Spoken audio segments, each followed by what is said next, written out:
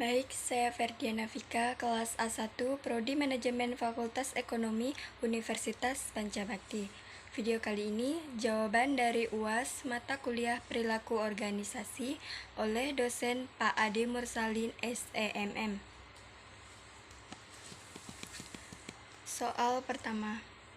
Bidang ilmu yang berkontribusi dalam pengembangan ilmu perilaku organisasi diantaranya, yaitu pertama, psikologi, yaitu ilmu yang memberikan sumbangan terhadap perilaku organisasi terutama dalam hal pemahaman tentang perilaku individu dalam organisasi. Kedua, ilmu sosiologi, yaitu pemahaman tentang perilaku kelompok di dalam organisasi. Ketiga, antropologi, yaitu ilmu yang mempelajari tentang interaksi antara manusia dan lingkungannya. Keempat, ilmu politik. Sumbangan ilmu politik pada perilaku organisasi antara lain strukturisasi, konflik, alokasi kekuasaan, dan bagaimana orang memanipulasi kekuasaan dan kepentingan individu. Soal kedua, perilaku organisasi penting dipelajari oleh mahasiswa manajemen karena pertama, untuk memahami sebuah bentuk perilaku yang dimana kemudian terjadi dalam sebuah organisasi. Yang kedua, untuk melakukan peramalan akan berbagai macam bentuk kejadian yang dimana terjadi. Yang ketiga, melakukan pengendalian akan berubah bentuk perilaku yang dimana kemudian terdapat dalam sebuah organisasi. Perilaku organisasi juga perlu dipelajari oleh manajer sumber daya manusia di suatu perusahaan tertentu, karena pelaku bisnis dapat memenuhi tujuan jangka pendek dan jangka panjang melalui perilaku organisasi. Namun, juga perlu memahami apa yang memotivasi para karyawan dan bagaimana mereka berinteraksi satu sama lain. Informasi tersebut dapat membantu dalam berbagai bidang, termasuk pelatihan dan pengembangan karyawan hingga inovasi dan kolaborasi. Soal ketiga, prinsip-prinsip dalam perilaku organisasi. Menurut Toha, bahwa terdapat prinsip-prinsip perilaku organisasi antara lain, yang pertama, manusia berbeda perilakunya, karena kemampuannya tidak sama. Yang kedua, manusia mempunyai kebutuhan yang berbeda. Yang ketiga, orang berpikir tentang masa depan dan membuat pilihan tentang bagaimana bertindak, yaitu kebutuhan-kebutuhan dari setiap orang dapat dipenuhi lewat perilakunya masing-masing. Yang keempat, seseorang memahami lingkungannya dalam hubungannya dengan pengalaman masa lalu kebutuhannya. Kelima, seorang itu mempunyai reaksi-reaksi senang atau tidak senang. Yang keenam, banyak faktor yang menentukan sikap dan perilaku seseorang, yaitu adanya perasaan senang dan tidak senang. Soal keempat, isi dari link yang telah diberikan yaitu perilaku organisasi tak hanya menguntungkan suatu organisasi atau perusahaan, namun area ini juga bermanfaat bagi karyawan, mulai dari memberikan ruang kreatif hingga meningkatkan produktivitas. Menerapkan atau mengembangkan perilaku organisasi harus melibatkan semua orang di perusahaan, mulai dari pimpinan hingga karyawan. Mungkin prosesnya bisa lancar, tetapi tidak menutup kemungkinan akan ada masalah.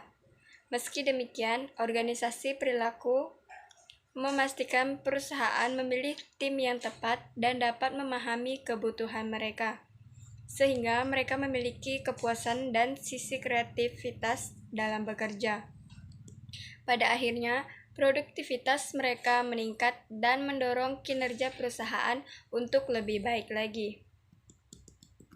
Soal kelima, menerapkan teori-teori perilaku organisasi yang pernah dipelajari, yaitu dengan menyediakan kesempatan untuk pelatihan dan pembelajaran yang berkesinambungan, menyebarkan informasi dengan karyawan, mendorong kemitraan antar departemen, menghubungkan kompensasi dengan kinerja, menghindari pemberhentian karyawan, menjadi teladan yang sportif, dan menghormati perbedaan antar karyawan.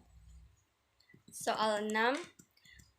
Jurnal pengaruh perilaku organisasi terhadap kinerja karyawan di suatu perusahaan.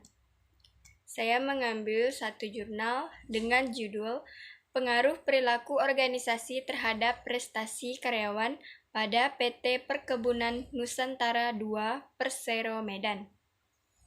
Isi penelitian ini bertujuan untuk mengetahui pengaruh perilaku organisasi, perilaku individu, perilaku kelompok, dan sistem organisasi terhadap prestasi karyawan pada PT Perkebunan Nusantara II Persero Medan. Penelitian ini dilakukan pada PT Perkebunan Nusantara II Persero Medan. Teknik sampling yang digunakan pada penelitian ini adalah teknik sampling probabilitas atau probability.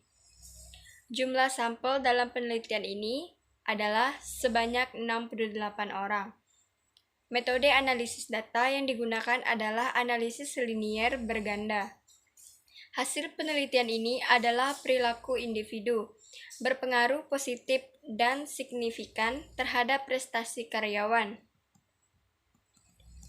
Perilaku organisasi akan semakin penting dalam ekonomi global ketika orang dengan berbagai latar belakang dan nilai budaya harus bekerja bersama-sama secara efisien, efektif, dan produktif. Pemberian motivasi perlu diperhatikan dalam menunjang pelaksanaan kegiatan yang dapat meningkatkan kinerja karyawan. Hal ini akan berdampak baik pada pencapaian prestasi kerja apabila diberikan motivasi yang baik dan memotivasi.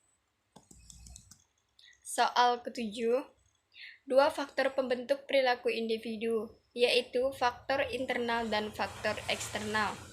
Faktor internal yaitu semua faktor yang berasal dari dalam diri individu, seperti motivasi, persepsi, minat, kebiasaan, dan sebagainya yang mendorong individu untuk berperilaku. Kedua, faktor eksternal yaitu faktor yang berasal dari luar diri individu, seperti sosial, budaya, politik, dan lingkungan lainnya yang membentuk perilaku individu.